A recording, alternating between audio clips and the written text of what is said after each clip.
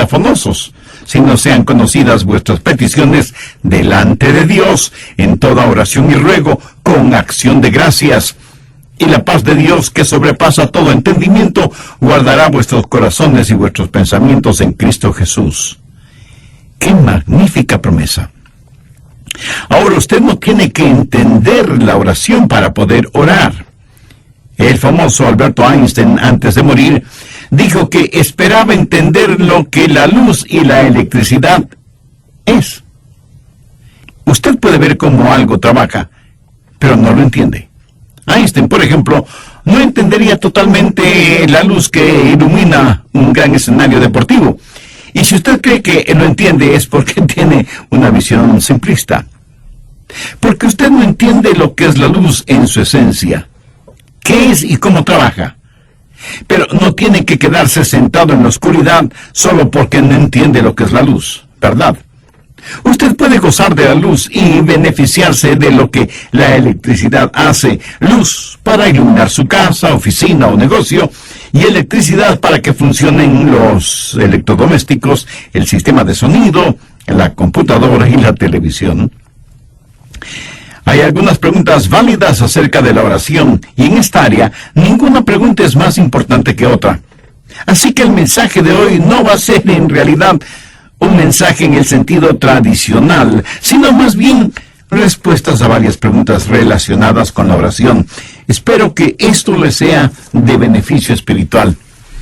Muchas veces me preguntan, Pastor, ¿por qué debemos orar? Siendo que Dios ya sabe nuestras necesidades. ¿Por qué decirle lo que Él ya conoce? ¿O pedirle que haga lo que Él ya ha determinado hacer? Bien, veamos Mateo 6, los versos 7 y 8. Jesús dijo, y orando, no uséis vanas repeticiones como los gentiles, que piensan que por su palabrería serán oídos. No os hagáis pues semejantes a ellos, porque vuestro Padre sabe de qué cosas tenéis necesidad antes de que vosotros le pidáis. Entonces, si Dios ya lo sabe, ¿por qué pedirle algo que Él ya conoce? Óigame, no oramos para impresionar a Dios. Usted no será escuchado por su palabrería, ni por su lenguaje florido. Si un hijo terrenal puede hablar con su padre terrenal, usted puede hablar con su Padre Celestial. Tampoco ora para informar a Dios. Usted no le puede decir nada que Él ya no lo sepa. Usted ora para invitar a Dios. ¿Por qué debemos hacerlo? Porque hay comunión en la oración. Busque 2 Corintios 6:1. Así pues, nosotros, como colaboradores suyos, os exhortamos también a que no recibáis en vano la gracia de Dios. ¿Notó eso? Somos colaboradores de Dios. Dios nos da el gozo y privilegio de administrar su reino, sus asuntos.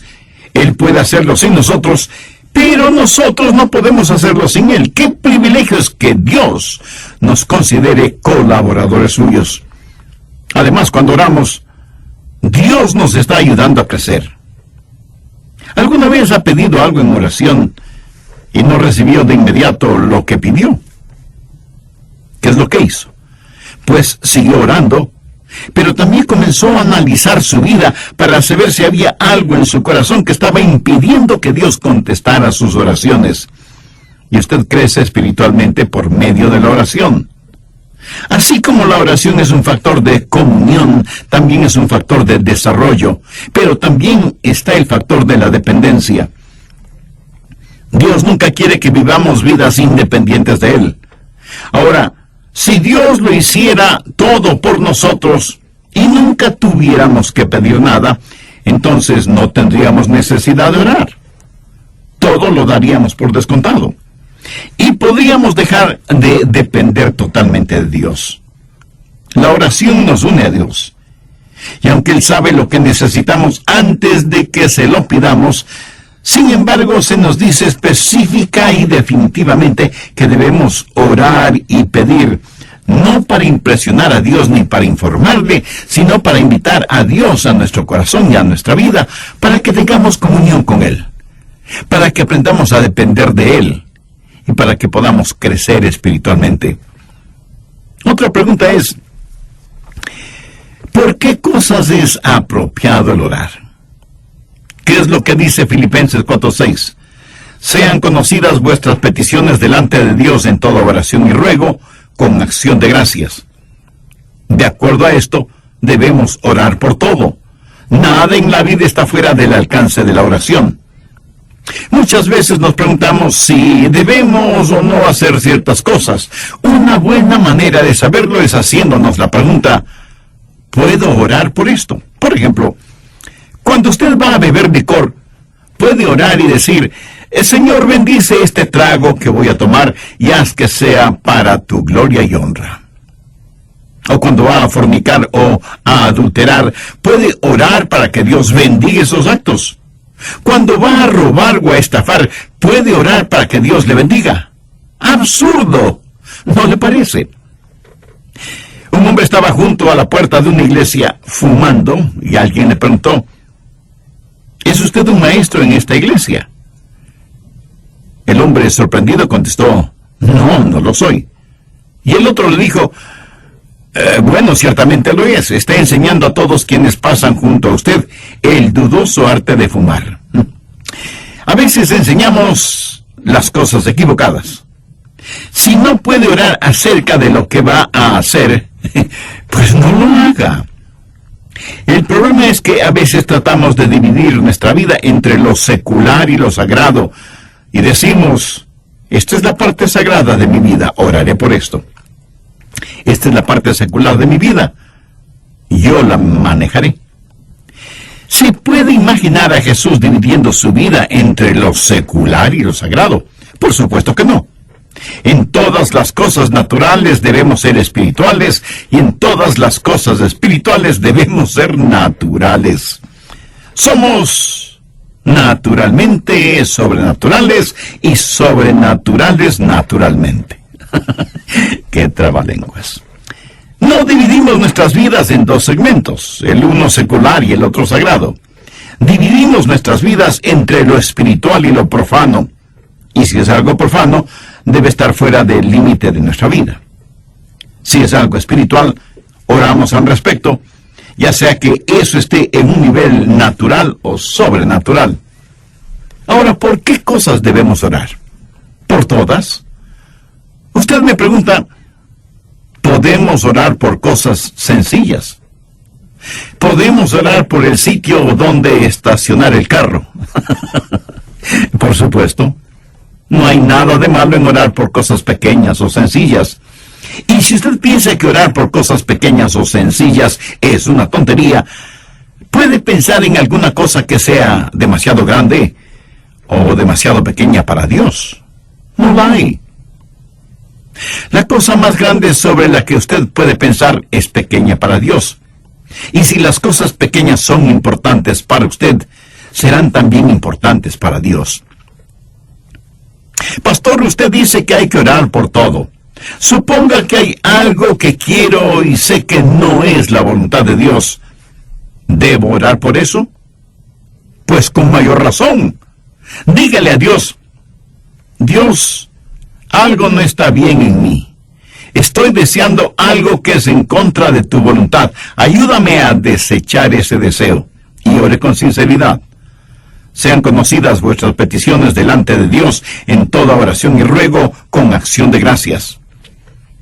Pastor Rogers, ¿oye Dios las oraciones de una persona no salva?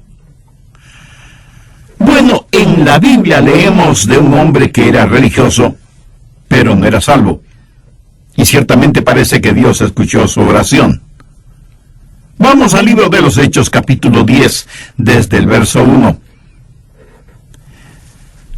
Había en Cesarea un hombre llamado Cornelio, centurión de la compañía llamada la Italiana. Este Cornelio era un gentil, un pagano, pero note cómo se lo describe.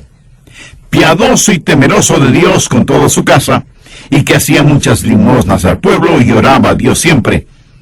Este vio claramente en una visión, como a la hora 9 del día, que un ángel de Dios entraba donde él estaba y le decía, Cornelio. Él mirándole fijamente y atemorizado dijo, ¿qué es, Señor? Y le dijo, tus oraciones y tus limosnas han subido para memoria delante de Dios.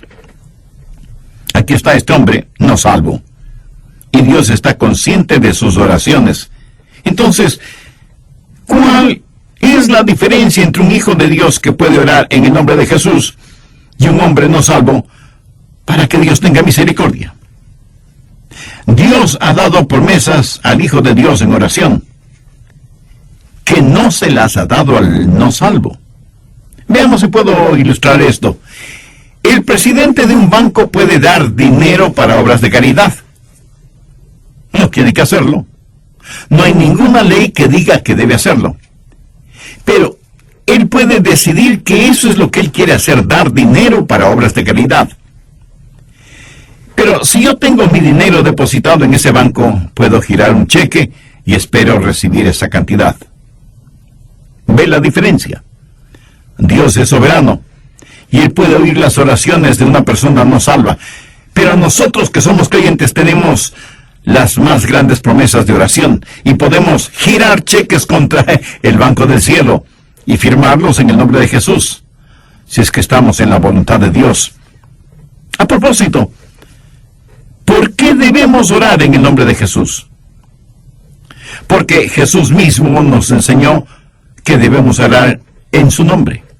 En Juan 14, los versos 13 y 14, Jesús dijo: y todo lo que pidiereis al Padre en mi nombre lo haré, para que el Padre sea glorificado en el Hijo. Si algo pidiereis en mi nombre, yo lo haré. Esa parece una enorme promesa. ¿Quiere eso decir que cualquier cosa que pidamos en el nombre de Jesús, la tendremos? El último modelo de un Ferrari deportivo, una villa para vacaciones en la playa de Acapulco. ¿Tendré estas u otras cosas si las pido en el nombre de Jesús? No. Entonces, pastor, ¿qué significa orar en el nombre de Jesús? El nombre de Jesús representa tres cosas. Primero, aprobación. O sea, Jesús aprueba eso. Usted no puede pedir nada en el nombre de Jesús sin la aprobación de Jesús. En segundo lugar, autoridad. En las empresas, así como en las iglesias, hay personas encargadas de comprar lo que se necesita. Y para tener control de los gastos, alguien tiene que firmar las órdenes de compra y alguien tiene que firmar los cheques de pago. Usted no puede simplemente ir a un lugar y decir: quiero esto y esto en el nombre de mi empresa o de mi iglesia. Usted debe tener algo que le autorice. Alguna autoridad debe estar respaldando su pedido. Orar en el nombre de Jesús significa que usted tiene una orden de compra que ha sido aprobada y firmada por Jesús. Ahora, hay que tener mucho cuidado con gente inescrupulosa que, utilizando el nombre de Jesús, se aprovecha de la ingenuidad, de la credulidad, de la falta de discernimiento de muchas personas, aún de creyentes, para con el cuento de en el nombre de Jesús y para ayudar a los demás, robarles el dinero. Lobos disfrazados de ovejas. Orar en el nombre de Jesús significa que es algo que Él ha aprobado, que Él ha autorizado, y tercero, algo con lo cual le aclamamos. Es para su honor, es para su gloria. Ahora, no todas las oraciones que se hacen en el nombre de Jesús son en realidad en el nombre de Jesús. Por ejemplo, veamos Hechos 19, los versos del 13 al 17. Pero algunos de los judíos exorcistas ambulantes intentaron invocar el nombre del Señor Jesús sobre los que tenían espíritus malos, diciendo: os conjuro por Jesús, el que predica Pablo. Había 7 hijos de un tal Esceva, judío, jefe de los sacerdotes, que hacía esto. Pero respondiendo el espíritu malo, dijo: a Jesús conozco y sé quién es Pablo. Pero vosotros, ¿quiénes sois? Y el hombre en quien estaba el espíritu malo, saltando sobre ellos y dominándolos, pudo más que ellos, de manera que huyeron de aquella casa desnudos y heridos. Esto fue notorio a todos los que estaban en Éfeso, así judíos como griegos, y tuvieron temor todos ellos, y era magnificado el nombre del Señor Jesús. ¿Qué es lo que esos 7 mercaderes espirituales estaban haciendo? Dijeron a los demonios: en el nombre de Jesús, del cual Pablo predica, te conjuramos a que salgas de este hombre. ¿Qué hay de malo en eso? Que no lo hicieron en el nombre de Jesús, porque ellos no conocían a Jesús. ¿No se atreve usted a pedir algo en el nombre de Jesús? Del Jesús que Adrián predica. Usted debe decir: en el nombre del Jesús que conozco y que es el Señor de mi vida. Usted no tiene ningún derecho de falsificar su nombre en cualquier cheque y orar por cualquier cosa que está fuera de la voluntad de Dios y del liderazgo del Espíritu Santo. Oramos siempre en el nombre de Jesús, del Jesús que conocemos como nuestro Salvador y Señor. ¿Nos da Dios siempre lo que pedimos? No. Y debemos agradecerle por eso. ¿Alguna vez le ha dado gracias a Dios porque no contestó sus oraciones? Pues mi amigo, debería. Veamos una interesante oración de Moisés en el libro de Números, capítulo 11, los versos del 11 al 15. Y dijo Moisés a Jehová: ¿por qué has hecho mal a tu siervo? ¿Y por qué no he hallado gracia en tus ojos, que has puesto la carga de todo este pueblo sobre mí? ¿Concebí yo todo este pueblo? ¿Lo engendré yo para que me digas: llévalo en tu seno, como lleva la que cría al que mama, a la tierra de la cual juraste a sus padres? ¿De dónde conseguiré yo carne para dar a todo este pueblo? Porque lloran a mí diciendo: danos carne que comamos. Yo no puedo solo soportar a todo este pueblo, que me es pesado en demasía. Y si así lo haces tú conmigo, yo te ruego que me des la muerte, si he hallado gracia en tus ojos, y que yo no vea mi mal. ¿Qué es lo que dijo Moisés de acuerdo al relato de Números capítulo 11, los versos del 11 al 15? Señor, si me amas, mátame. Si he hallado gracia delante de tus ojos, por favor, Señor, mátame. Esa fue su oración. Eso es lo que Moisés le pidió a Dios, que le quitara la vida. ¿Contestó Dios esa oración? No. Dios sabía que Moisés estaba sumamente presionado, y no era el primer caso de estrés en la Biblia. Moisés estaba preocupado por sí mismo. Estaba sintiendo el síndrome de la autoconmiseración.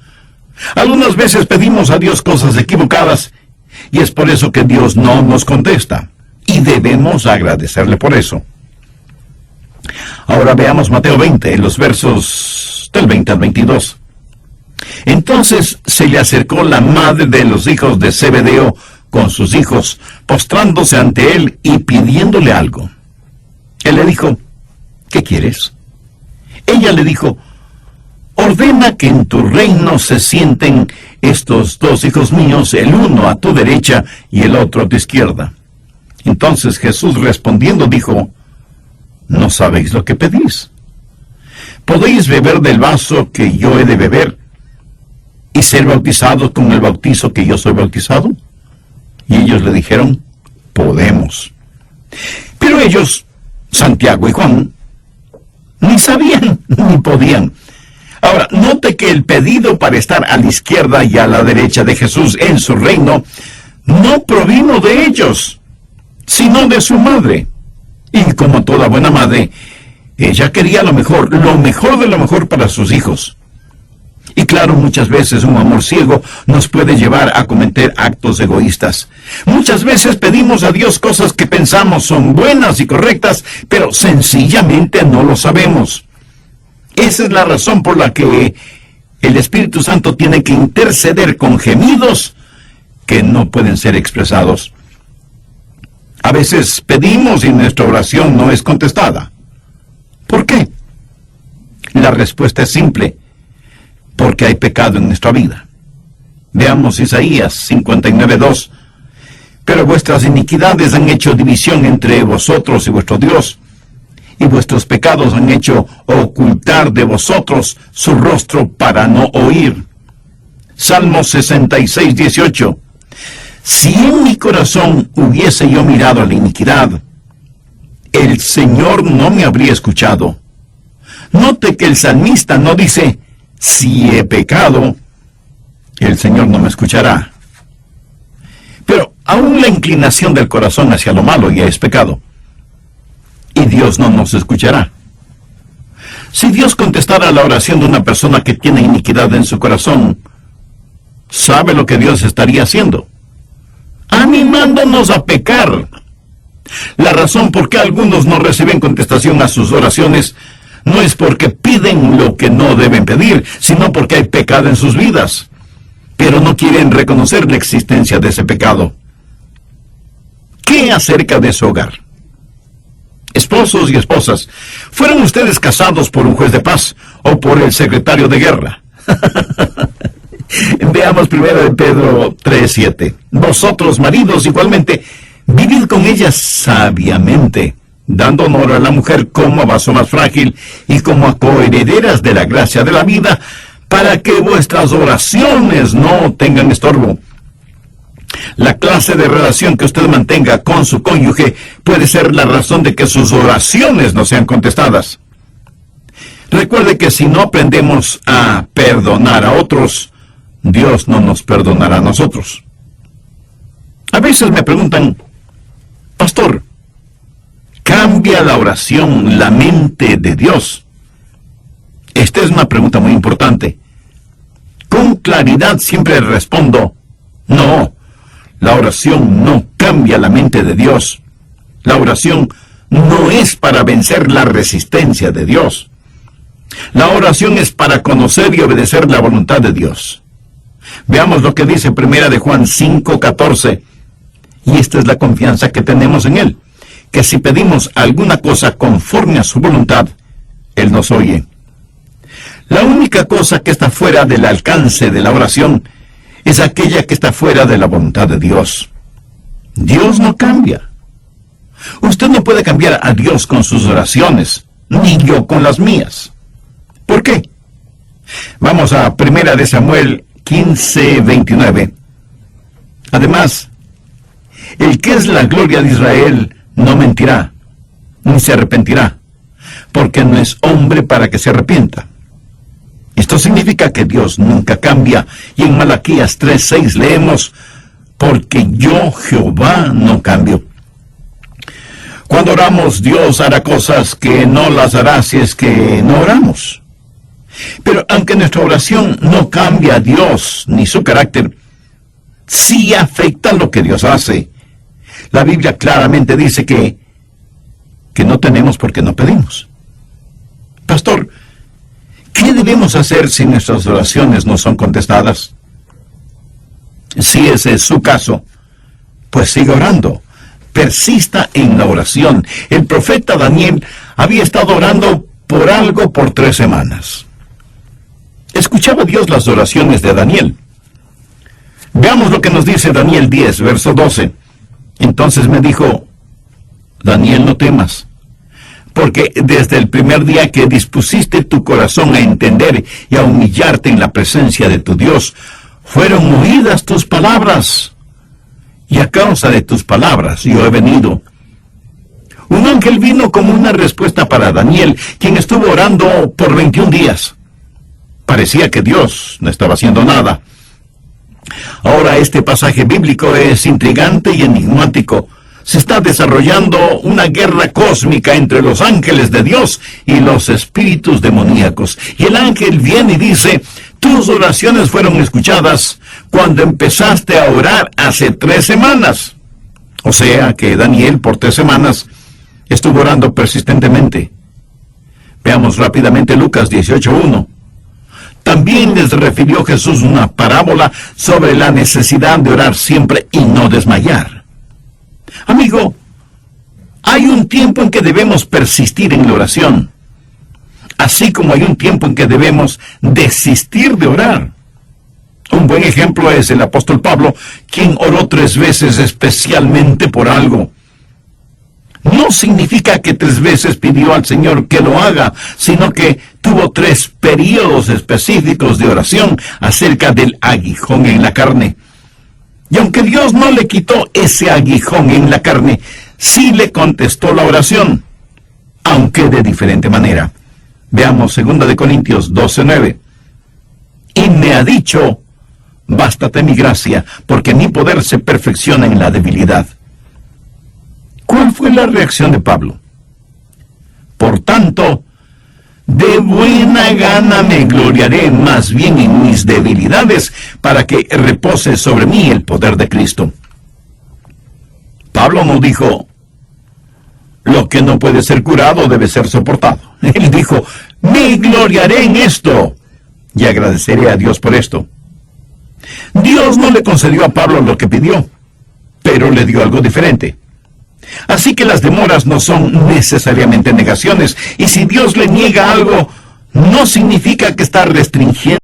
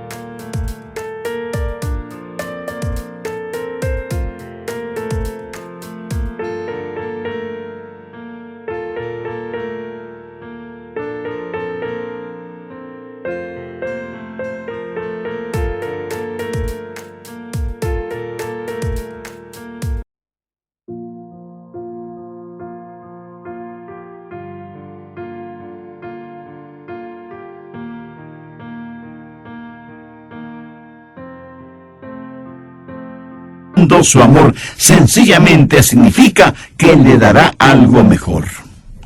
Otra pregunta muy frecuente es: ¿debemos esperar milagros cuando oramos? Permítame decir que no debemos adquirir el hábito de decir que Dios no lo puede hacer. La única cosa que Dios no puede hacer es pecar, mentir o negarse a sí mismo. Veamos Jeremías 32:17. Oh Señor Jehová, he aquí que tú hiciste el cielo y la tierra con tu gran poder y con tu brazo extendido. Ni hay nada que sea difícil para ti. Dios es un Dios de milagros, y en cierto sentido, toda oración contestada es un milagro, porque lo sobrenatural se mueve en lo natural. Pero hay otra clase de milagros, milagros en la naturaleza, como cuando Dios cambia el agua en vino y cura cánceres y da vista a los ciegos, y todas esas cosas. ¿Creo yo que Dios hace esas cosas? Ciertísimamente. Pero estas no son cosas normativas. Usted va a encontrar que en tiempos bíblicos los milagros se dieron en grupos y tuvieron ciertas cosas en común. Trajeron gloria a Dios y no a los hombres. Validaron las demandas o la identidad de Dios y promovieron la obra de Dios en forma muy significativa. Dios es un Dios de poder y un Dios de milagros. Y si Dios tiene un milagro para usted, le dará un milagro de fe. Y aunque no hago de lado los milagros, sí debo decir que no son normativos. Desde mi punto de vista muy personal, si Dios nos da el milagro más extraordinario, que es el perdón de nuestros pecados, la salvación y la vida eterna, ¿qué otro milagro podría ser más grande que este? Pastor Rogers, ¿pueden nuestras oraciones pasar por encima de la voluntad de otra persona? No, de ninguna manera. Dios le ha dado al hombre libre albedrío, y Dios nunca forzará la voluntad del hombre. Aunque algunos pseudoteólogos dicen que sí. Yo personalmente no lo creo. Veamos Apocalipsis 22:17. Y el espíritu y la esposa dicen: ven. Y el que oye diga: ven. Y el que tiene sed, venga. Y el que quiera, tome del agua de la vida gratuitamente. Dios le ha dado a usted voluntad, y usted, en uso de su libre voluntad, puede decir sí o no. Es un dudoso privilegio el que usted tiene. Las personas deben aceptar a Dios por sí mismas. Si usted tiene familiares o amigos no salvos, usted puede orar por ellos, pero no puede forzar su voluntad sobre ellos. ¿Por qué oramos por ellos? Porque estamos en una guerra espiritual. Y por medio de la oración podemos enfrentar el poder de las tinieblas y pedimos la influencia de Dios en la vida de aquellos por quienes oramos. En el capítulo 17 de Mateo, los versos del 14 al 21, relatan la historia de un muchacho lunático. El padre había llevado a su hijo enfermo a los apóstoles, pero ellos no lo habían podido sanar. Por eso ahora buscan la ayuda de Jesús. En el verso 18 leemos: y reprendió Jesús al demonio, el cual salió del muchacho, y éste quedó sano desde aquella hora. Jesús trabajó en forma soberana y externa sobre ese muchacho. Cuando los discípulos le preguntaron a Jesús por qué ellos no habían podido curar al joven, Jesús les dijo: por vuestra poca fe. Porque de cierto os digo que si tuvierais fe como un grano de mostaza, diréis a este monte: pásate de aquí allá, y se pasará, y nada os será imposible. Pero este género no sale sino con ayuno y oración. Ahora, este no es un caso en que se forzó la voluntad del muchacho, sino que se le liberó de la posesión del demonio. Cuando oramos, no es que nuestra oración forza a la gente por la cual oramos a ser salva, sino que les quita la ceguera espiritual de sus ojos. Cada persona debe recibir a Cristo. Si Dios a la fuerza salvara a una persona, tendría que forzosamente salvar a todos los seres humanos sobre la faz de la tierra. Un amor a la fuerza es una contradicción de términos. Dios libera a la gente para que sea salva. Alguna vez alguien me preguntó: ¿tiene Dios hijos favoritos cuyas oraciones sí escucha? Bien, esta pregunta me hace acordar de una vez que estuve en un avión. Un pasajero me reconoció y dijo: oh, pastor, estoy tan contento de que esté en este avión. Ahora sé que tendremos un vuelo seguro. Algunas veces me dicen: pastor, ore por mí. Sé que Dios escucha sus oraciones. Y eso es como decir que Dios tiene hijos favoritos. Dios no hace acepción de personas. El Salmo 65:2 dice: tú oyes la oración, a ti vendrá toda carne. Amigo, Dios escuchará su oración de la misma manera en que escucha mis oraciones o las de Billy Graham o de cualquier otro creyente. Ahora, si tengo una necesidad de oración, hay ciertas personas a las que pido se unan conmigo en oración. Esas personas son más íntimas conmigo, y es bueno tener amigos íntimos. Estoy seguro que usted también los tiene, ¿verdad? Dios tiene intimidad con sus hijos, pero Dios no tiene hijos favoritos. Y todos quienes conocen y aman al Señor Jesucristo pueden orar sin excepción de personas. Finalmente, una pregunta muy frecuente es: ¿cómo puedo conocer la voluntad de Dios en oración? Bien, recuerden lo que ya dije: nada está fuera del alcance de la oración, sino aquello que está fuera de la voluntad de Dios. Veamos 1 de Juan 5, versos 14 y 15. Y esta es la confianza que tenemos en Él, que si pedimos alguna cosa conforme a su voluntad, Él nos oye. Y si sabemos que Él nos oye en cualquier cosa que pidamos, sabemos que tenemos las peticiones que le hayamos hecho. ¿Quiere conocer la voluntad de Dios en oración? La oración triunfante es la oración que sale de un corazón rendido a la voluntad de Dios. Una de las grandes lecciones que he aprendido y que sigo aprendiendo acerca de la oración es que la oración que llega al cielo es la oración que comienza en el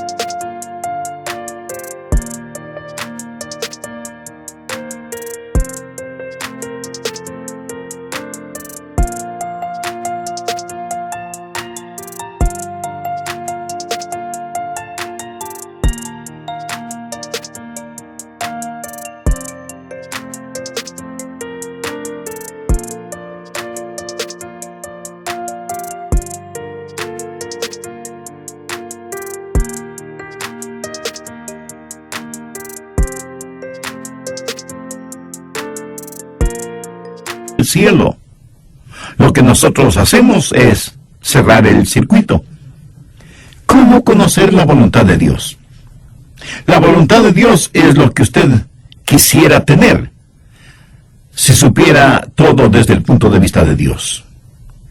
¿Cuál es el secreto o la clave? Veamos Juan 15:7. Si permanecéis en mí y mis palabras permanecen en vosotros, pedid todo lo que queréis y os será hecho. Cuando Cristo vino a vivir en nosotros, eso es unión. Y cuando tenemos compañerismo con el Dios que habita en nosotros, eso es comunión. Y para mantener esa comunión debemos permanecer en Él. Por eso Jesús usó la analogía de la vid y los pámpanos. Los pámpanos reciben el alimento, la vida misma de la vid. Usted permanece en Él, y su palabra permanece en usted. La fe viene por el oír, y el oír por la palabra de Dios. Y usted descubrirá que Dios guiará sus oraciones, y se encontrará orando en la voluntad de Dios. Pero no espere tener todas las respuestas para sus preguntas acerca de orar. Usted no necesita entender de electricidad para beneficiarse de la luz, ¿verdad? El mayor privilegio que tenemos como creyentes es la oración, pero también los fracasos más grandes los experimentamos en nuestra vida de oración. Pablo dice en Filipenses 4:6, por nada estéis afanosos, si no sean conocidas vuestras peticiones delante